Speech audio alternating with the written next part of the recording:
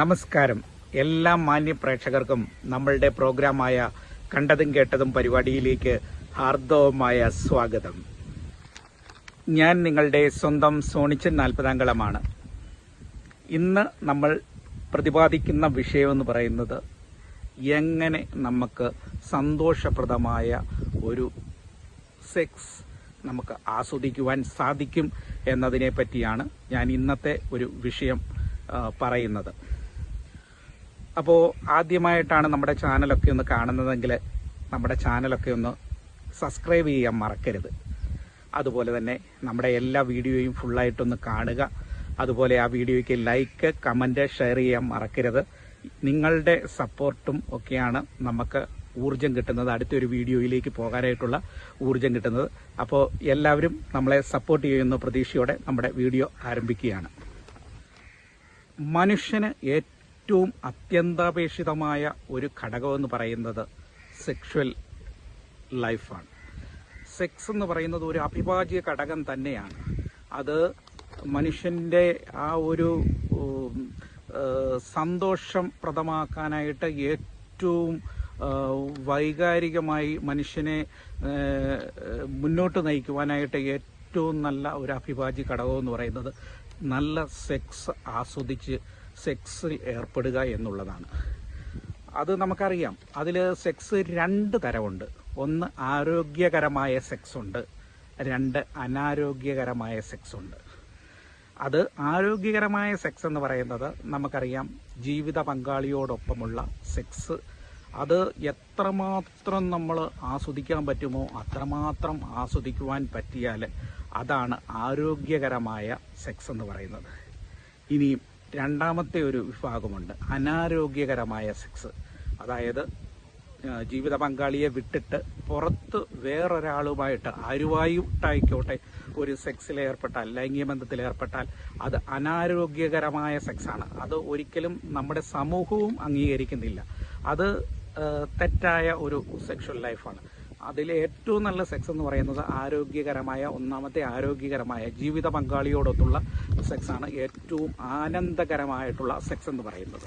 പിന്നെ ചില ആൾക്കാരെ പറ്റി സെക്സിനെ പറ്റി ഒരറിവുമില്ല, അജ്ഞതയാണ്.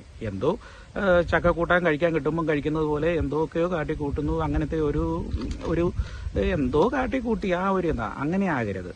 നമ്മൾ ശരിക്കും ആസ്വദിച്ച് ഭാര്യയും ഭർത്താവും തമ്മിൽ പരസ്പരം മാനസികമായിട്ടും ശാരീരികമൊക്കെ ആയിട്ട് സന്തോഷപരമായ ഒരു സെക്സിലേക്ക് ഏർപ്പെടാനായിട്ടൊക്കെ ശ്രദ്ധിക്കേണ്ടതാണ്. അതൊരു പ്രധാന ഘടകം തന്നെയാണ്. പിന്നെ രതിമൂർച്ചയിലേക്ക് എത്തിക്കാനായിട്ട് പലർക്കും അറിയില്ല. അതിൻ്റെ ഒരു പ്രധാന കാര്യം അത് മനസ്സിലാക്കേണ്ടതാണ്, 2 കൂട്ടരും മനസ്സിലാക്കേണ്ടതാണ്. പുരുഷന് സെക്സ് എന്ന് പറയുന്നത് പെട്ടെന്ന് സംഭവിക്കുന്ന കാര്യങ്ങളാണ്. അതായത് അവൻ ആഗ്രഹിക്കുന്ന സമയത്ത് തന്നെ അവന് സെക്സിന് മൂഡ് കിട്ടും, പെട്ടെന്ന് തന്നെ അത് ആ ഒരു അന്തരീക്ഷത്തിലേക്ക് വരും. പക്ഷേ സ്ത്രീക്കാണെങ്കിൽ അത് കുറേ ടൈം എടുക്കും. ആ ടൈമിന് ശേഷമേ നമുക്ക് ആ സെക്സിലേക്ക് കടന്നു വരാനായിട്ടൊക്കെ സാധിക്കുകയുള്ളൂ. ഏതാണ്ട് ഒരു 17 മിനിറ്റൊക്കെ എടുക്കുമെന്നാണ് പറയുന്നത്. ഒരു സ്ത്രീക്ക് ഒരു നല്ല ഒരു സെക്സ് അന്തരീക്ഷത്തിലേക്ക് ഫുള്ളായിട്ട് വരുമ്പോൾ ആ ഒരു ഫീല് കിട്ടും. അപ്പോൾ ആ ഒരു അന്തരീക്ഷത്തിലേക്ക് വരുന്നത് വരെ 2 കൂട്ടരും പരസ്പരം ബാഹ്യ കേളികളിലൊക്കെ ഏർപ്പെടുക എന്നുള്ളതാണ് ഇതിൻ്റെ ഏറ്റവും വലിയ പ്രധാന ഘടകമെന്ന് പറയുന്നത്. അതായത് പുറമേയുള്ള ബാഹ്യപരമായിട്ടുള്ള ഇപ്പം ചുംബനങ്ങൾ, അതുപോലെ കൈ കൊണ്ടൊക്കെ ആലിംഗനം ചെയ്യുക, അതുപോലെ ചിലപ്പം ചില സ്ത്രീകൾക്ക് മുലകളിലൊക്കെ ഒന്ന് പിടിക്കുന്നതായിരിക്കാം ഇഷ്ടം. ചിലർക്കതല്ല, അവരുടെ യോനിയിലൊക്കെ ഒന്ന് സ്പർശിക്കുന്നതായിരിക്കാം ചില സ്ത്രീകളെ സംബന്ധിച്ച് വളരെ സന്തോഷം കിട്ടുക. ചിലർക്ക് അവരുടെ മുഖത്ത് കിസ് ചെയ്യുന്നതായിരിക്കാം, ചിലർക്ക് അവരുടെ ചെവിയിലൊക്കെ ഒന്ന് സ്പർശിക്കുന്നതായിരിക്കാം, അങ്ങനെ ചിലർക്ക് അവരുടെ പൂക്കളിൻ്റെ ഭാഗത്തൊക്കെ ഒന്ന് സ്പർശിക്കുന്നതായിരിക്കാം. ഇങ്ങനെയൊക്കെ ഓരോരോ ഇതുണ്ട്. അത് ജീവിത പങ്കാളിയുമായിട്ട് ഡിസ്കസ് ചെയ്ത് ആ ഒരു അന്തരീക്ഷത്തിലേക്ക് മൂഡ് ക്രിയേറ്റ് ചെയ്യാനായിട്ട് പ്രത്യേകം ശ്രദ്ധിക്കുക. എന്നിട്ട് സെക്സ് ചെയ്യുമ്പോൾ അത് പൂർണ്ണതയിലേക്ക് എത്തിക്കാനായിട്ട് സാധിക്കും. ആ ഒരു കാര്യം മറക്കാതിരിക്കുക. പിന്നെ വിവാഹമൊക്കെ നടക്കുന്ന ആ സമയത്ത്, വിവാഹത്തിന് മുമ്പ് വീട്ടുകാർക്ക് ചില ഉത്തരവാദിത്വങ്ങളൊക്കെ ഉണ്ട്, മാതാപിതാക്കൾക്ക് ചില ഉത്തരവാദിത്വങ്ങളൊക്കെ ഉണ്ട്. അത് മക്കളോട് ഈ പറഞ്ഞ ഒരു വീട്ടിലേക്ക് ചെല്ലുമ്പോൾ ഉള്ള കാര്യങ്ങളെ പറ്റിയൊക്കെ പറഞ്ഞു മനസ്സിലാക്കി കൊടുക്കേണ്ട ഒരു ഘടകമുണ്ട്. അപ്പോൾ അത് നമ്മളുടെ ഈ പറഞ്ഞ സെക്ഷൽ ലൈഫിനെ പറ്റിയും ഒക്കെ അതിൻ്റെ അകത്ത് ഉൾപ്പെടുത്തണം. അതായത് അമ്മമാരാണെങ്കിൽ പെൺകുട്ടിയാണെങ്കിൽ അമ്മമാർ പറഞ്ഞ് മനസ്സിലാക്കുക, പുരുഷന്മാരാണെങ്കിൽ അപ്പന്മാർ പറഞ്ഞ് മനസ്സിലാക്കുക. അതായത് ഇതുവരെ 2 വീട്ടിലുണ്ടായിരുന്ന ആൾക്കാരാണ്. പരസ്പര ധാരണയോടുകൂടി എല്ലാം പറഞ്ഞു മനസ്സിലാക്കി പിന്നെ സെക്സിനെ പറ്റിയൊക്കെ ഉള്ള അറിവ്. പലർക്കും ചിലപ്പോൾ അജ്ഞതയുണ്ട്, ഒരുപാട് തെറ്റായ കൂട്ടുകാരികളിൽ നിന്നും അതുപോലെ കൂട്ടുകാരന്മാരിൽ നിന്നും ഒക്കെ കിട്ടുന്ന തെറ്റായ സെക്സിനെ പറ്റിയുള്ള അറിവുണ്ട്. അപ്പോൾ അതൊക്കെ ഒന്ന് മാറ്റി അതൊക്കെ ഒന്ന് പറഞ്ഞു കൊടുക്കാനായിട്ടുള്ള അവർക്കും ഒരു ഉത്തരവാദിത്വവും കടമയുണ്ട്. പിന്നെ മാതാപിതാക്കൾ നല്ലതാണെങ്കിൽ ഇതൊക്കെ നടക്കുകയുള്ളൂ. അപ്പനും അമ്മയും വീട്ടിൽ ആ ഒരു സ്നേഹവും ഐക്യവും കാണിക്കാത്ത മക്കള് ഏത് വീട്ടിൽ ചെന്നാലും അതേ കാണിക്കുകയുള്ളൂ. അതായത് അപ്പം കുടിയനാണ്, അമ്മ ഇങ്ങനെ തോന്നിയ പോലെ ഇങ്ങനെ ഇറങ്ങി നടക്കും. അതായത് തള്ളഭരണം ആ വീട്ടിലാണെങ്കിൽ മക്കളും അത് അടുത്ത വീട്ടിൽ ചെല്ലുമ്പോൾ അതേ കാണിക്കുകയുള്ളൂ. സ്വാഭാവികമായിട്ട് അങ്ങനെ വരുള്ളൂ.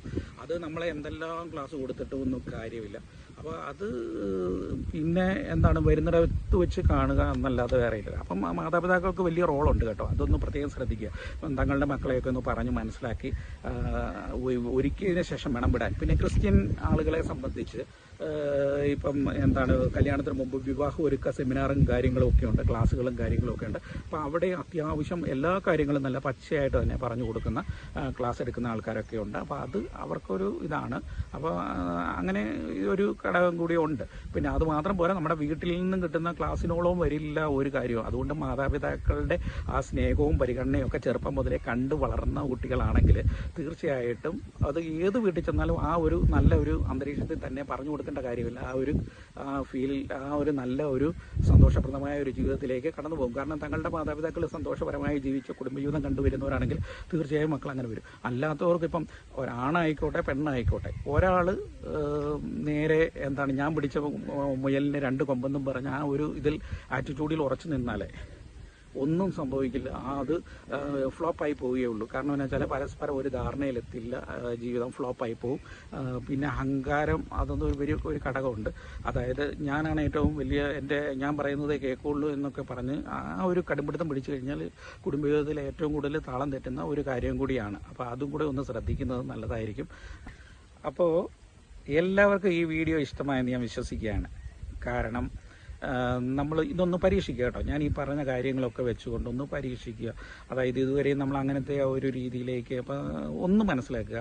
സ്ത്രീയുടെ ഹോർമോൺസ് വ്യത്യാസമുണ്ട്, പുരുഷൻ്റെ ഹോർമോൺസ് വ്യത്യാസമുണ്ട്, ടൈമിങ്ങിനും വ്യത്യാസമുണ്ട്.